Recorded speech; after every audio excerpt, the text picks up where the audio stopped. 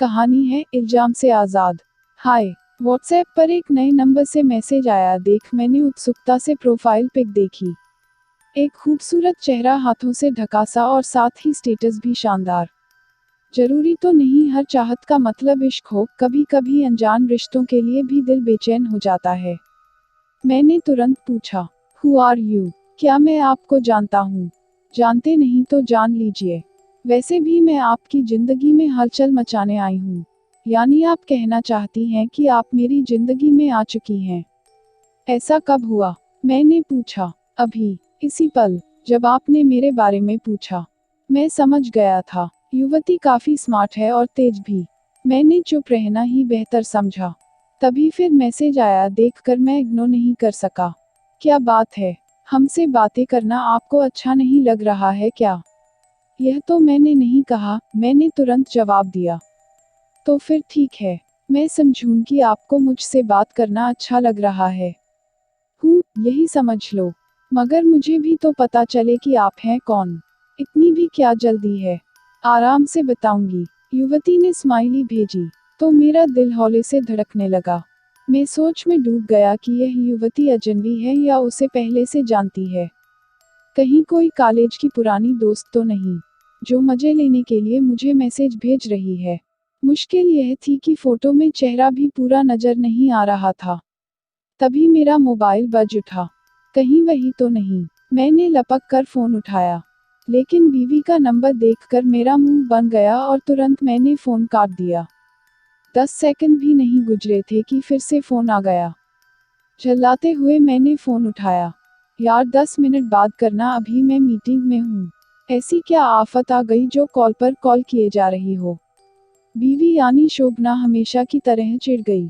यह क्या तरीका है बीवी से बात करने का?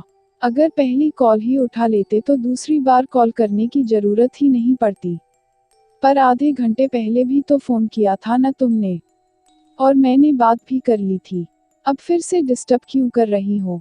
देख रही हूँ, अब तुम्हें मेरा फोन उठाना भी भारी लगने लगा है। एक समय था जब मेरी एक कॉल के इंतजार में तुम खाना पीना भी भूल जाते थे। प्लीज शोभना, समझा करो। मैं यहाँ काम करने आया हूँ, तुम्हारा लेक्चर सुनने नहीं। उधर से फोन कट चुका था। मैं सिर पकड़कर बैठ गया। कभी कभी रिश्ते भी भार बन जाते हैं, जिन्हें ढूंढना मजबूरी का सबब बन जाता है, और कुछ नए रिश्ते अजनबी होकर भी अपनों से प्यारे लगने लगते हैं। जब अपनों की बातें मन को परेशान करने लगती हैं, उस वक्त मरहम की तरह किसी अजनबी का साथ जिंदगी में नया उत्साह और जीने की नई वजह बन जाता है। ऐसा नहीं है कि मैं अपनी बीवी से प्यार नहीं करता, मगर कई बार रिश्तों में ऐसे मोड़ आते हैं जब जरूरत से ज्यादा दखलंदाजी बुरी लगने लगती है। प्यार अच्छा है, मगर पॉसेसिव नहीं। हद से ज्यादा पॉसेसिवनेस बंधन लगने लगता है।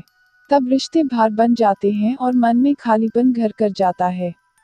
मेरी जिंदगी में भी कुछ ऐसा ही दौर आया था, और इस खालीपन को भरने के लिहाज से उस अनजान युवती का दखल मुझे भाने लगा था। जिंदगी में एक नया अध्याय जुड़ने लगा था। नई ख्वाहिशों की आंच मन में अजीब सी बेचैनी पैदा कर रही थी।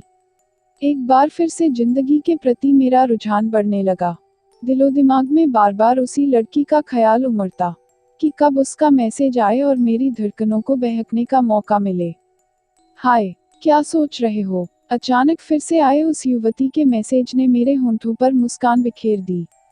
बस, तुम्हें ही याद कर रहा था। हाँ, वह तो मैं जानती हूँ। मैं हूँ ही ऐसी बला जो एक बार जिंदगी में आ जाए तो फिर दिल से नहीं जाती। मैं यह सुनकर हंस पड़ा था। कितनी सहज और मजेदार बातें करती है यह युवती। मैंने फिर पूछा, इस बला का कोई नाम तो होगा? हाँ, मेरा नाम आशिका है। नाम बताने के साथ ही उसने एक खूबसूरत सी शायरी भेजी। हंसी जज्बातों से लबरेज वह शायरी मैंने कई दफा पढ़ी और फिर शायरी का जवाब शायरी से ही देने लगा। सालों पहले मैं शायरी लिखा करता था। आशिका की वजह से आज फिर से मेरा यह पैशन जिंदा हो गया था। देर तक हम दोनों चैटिंग करते रहे। ऐसा लगा जैसे मेरा मन बिल्कुल हल्का हो गया हो। उस युवती की बातें मेरे मन को छूने लगी थी। वह बड़े बिंदास अंदाज में बातें करती थी। समय के साथ मेरी जिंदगी में उस युवती का हस्तक्षेप बढ़ता ही चला गया। रोज मेरी सुबह की शुरुआत उसके एक प्यारे से मैसेज से होती। कभी कभी वह बहुत अजीब से मैसेज भेजती। कभी कहती, आपने अपनी जिंदगी में मेरी जगह क्या सोची है। तो कभी कहती कि क्या हमारा चंद पलों का ही साथ रहेगा या फिर जन्मों का। एक बात जो मैं आसानी से महसूस कर सकता था, वह यह है कि मेरी बीवी शोभना की खोजी निगाहें अब शायद मुझ पर ज्यादा गहरी रहने लगी थी।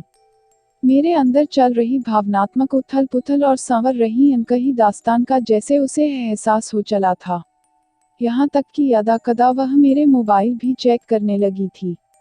देर से आता तो सवाल करती। जाहिर है, मेरे अंदर गुस्सा उबल पड़ता। एक दिन मैंने झल्ला कर कहा, मैंने तो कभी तुम्हारे एक एक मिनट का हिसाब नहीं रखा कि कहाँ जाती हो, किससे मिलती हो। तो पता रखो न राजीव, मैं यही तो चाहती हूँ। वह भड़क कर बोल पड़ी थी। पर यह सिर्फ पजेसिवनेस है और कुछ नहीं। प्यार में पजेसिवनेस ही जरूरी है राजीव। तभी तो पता चलता है कि कोई आपसे कितना प्यार करता है और बढ़ता हुआ नहीं देख सकता। यह तो सिर्फ बेवकूफ़ी है। मैं इसे सही नहीं मानता शोभना। देख लेना, यदि तुमने अपना यह रवैया नहीं बदला तो शायद एक दिन मुझसे हाथ धो बैठोगी। मैंने कह तो दिया, मगर बाद में स्वयं अफसोस हुआ। पूरे दिन शोभना भी रोती रही और मैं लैपटॉप लेकर परेशान चुपचाप बैठा रहा। उस दिन के बाद मैंने कभी भी शोभना से इस संदर्भ में कोई बात नहीं की। नहीं शोभना ने कुछ कहा, मगर उसकी शक करने और मुझ पर नजर रखने की आदत बरकरार रही। उधर मेरी जिंदगी में नए प्यार की बगिया बखूबी खिलने लगी थी। आशिका मैसेज व शायरी के साथ साथ अब रोमांटिक वीडियोज और चटपटे जोक्स भी शेयर करने लगी थी। कभी कभी मुझे कोफ्त होती कि मैं इन्हें देखते वक्त इतना घबराया हुआ सा क्यों रहता हूँ। निश्चिंत होकर इनका आनंद क्यों नहीं उठा पाता। जाहिर है, चोरी छिपे कुछ किया जाए तो मन में घबराहट तो होती ही है। और वही मेरे साथ भी होता था। आखिर कहीं न कहीं मैं अपनी बीवी से धोखा ही तो कर रहा था। इस बात का अपराध बोध तो मुझे था ही। एक दिन आशिका ने मुझे एक रोमांटिक सा वीडियो शेयर किया, और तभी शोभना भी बड़े गौर से मुझे देखती हुई गुजरी। मैं चुपके से अपना टैबलेट लेकर बाहर बालकनी में आ गया। वीडियो डाउनलोड कर इधर उधर देखने लगा कि कोई मुझे देख तो नहीं रहा। जब निश्चिंत हो गया कि शोभना आसपास नहीं है, तो वीडियो का आनंद लेने लगा। उस वक्त मुझे अंदर से एक अजीब सा रोमांटिक एहसास हुआ। उस अजनबी युवती को बाहों में भरने की तमन्ना भी हुई, मगर तुरंत स्वयं को संयमित करता हुआ अंदर आ गया। शोभना की अनुभवी निगाहें मुझ पर टिकी थीं। निगाहें चुराता हुआ मैं लैपटॉप खोल कर बैठ गया। मुझे स्वयं पर आश्चर्य हो रहा था कि ऐसा कैसे हो गया। एक समय था जब शोभना मेरी जिंदगी थी, और आज किसी और के आकर्षण ने मुझे इस कदर अपनी गिरफ्त में ले लिया था। उधर समय के साथ आशिका की हिमाकतें भी बढ़ने लगी थीं। मैं भी बहता जा रहा था। एक अजीब सा जुनून था जिंदगी में। वैसे कभी कभी मुझे ऐसा लगता जैसे यह सब बिल्कुल सही नहीं। इधर शोभना को धोखा देने का अपराध बोध, तो दूसरी तरफ अनजान लड़की का बढ़ता आकर्षण। मैं न चाहते हुए भी स्वयं को रोक नहीं पा रहा था। और फिर एक दिन उसके एक मैसेज ने मुझे और भी ज्यादा बेचैन कर दिया। आशिका ने लिखा था, क्या अब हमारे रिश्ते के लिए जरूरी नहीं है कि हम दोनों को एक दूसरे को मिलकर करीब से एक दूसरे का एहसास करना चाहिए। जरूर, जब तुम कहो। मैंने उसे स्वीकृति तो दे दी, मगर मन में एक कसक सी उठी। मन का एक कोना एक अनजान से अपराध बोध से घिर गया। क्या मैं यह ठीक कर रहा हूँ? मैंने शोभना की तरफ देखा। शोभना सामने उदास सी बैठी थी, जैसे उसे मेरे मन में चल रही उथल पुथल का एहसास हो गया था। अचानक वह पास आकर बोली, माँ को देखे महीनों गुजर गए, जरा मेरा रिजर्वेशन करा देना। इस बार 1-2 महीने वहां रह कर आऊंगी। उसकी उदासी व दूर होने का एहसास मुझे अंदर तक द्रवित कर गया। ऐसा लगा जैसे शोभना के साथ मैं बहुत गलत कर रहा हूँ और मैं ही उसका दोषी हूँ। मगर आशिका से मिलने और उसके साथ वक्त बिताने का लोभ संवरण करना भी आसान न था। अजीब सी कश्मकश में घिरा मैं सो गया। सुबह उठा तो मन शांत था मेरा। देर रात में आशिका को एक मैसेज भेज कर सोया था। सुबह उसका जवाब पड़ा तो होंठों पर मुस्कान खिल गई। थोड़े गर्म कपड़े पहनकर मैं मॉर्निंग वॉक पर निकल गया। लौटकर कमरे में आया तो देखा शोभना बिस्तर पर नहीं है। घर में कहीं भी नजर नहीं आई। थोड़ा परेशान सा मैं शोभना को छत पर देखने गया तो पाया एक कोने में चुपचाप खड़ी वह उगते सूरज की तरफ एकटक देख रही है। मैंने उसे पीछे से बाहों में भर लिया।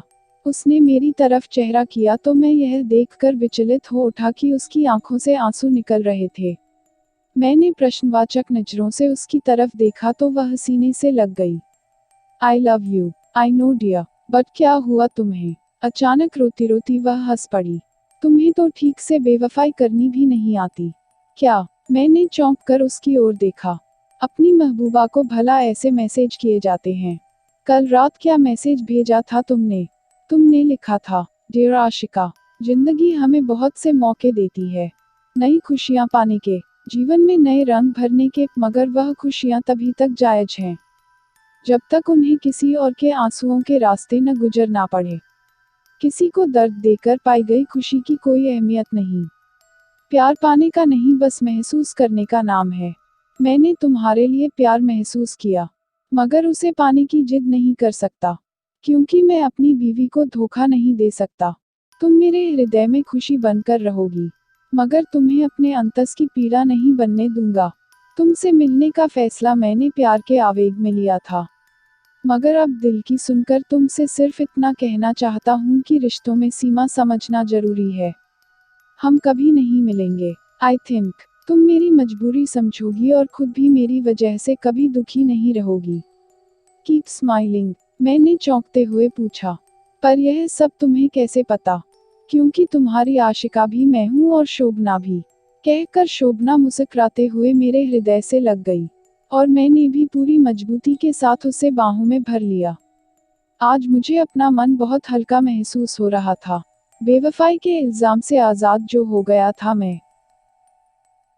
अगर आपको कहानी पसंद आए तो लाइक और शेयर कीजिए और चैनल को सब्सक्राइब करना मत भूलिए।